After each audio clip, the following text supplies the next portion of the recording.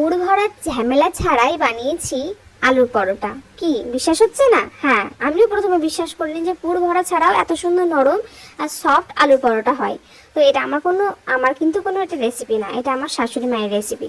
তাদের আগেকার দিনে তো তাদের এরকম আলুর পুর, আর এখনো তো ইউটিউব ফেসবুক এসব ছিল না, তারা এখনকার দিনে তাদের প্রচুর প্রচুর কাজ। এখনকার যেমন সবসময় কাজের লোক থাকে, রান্নার লোক থাকে, তখনকার দিনে তো আর এইসব ব্যাপার ছিল না। নিজের হাতে সংসার, রান্না বান্না, সন্তান সবাইকে সামলাতে হয়েছে। তো তারা এভাবেই রান্নার রেসিপি করছে। তো যাই হোক, তোমাদের সঙ্গে অনেক বকবক করে নিলাম। তো রেসিপিতে আসা যাক।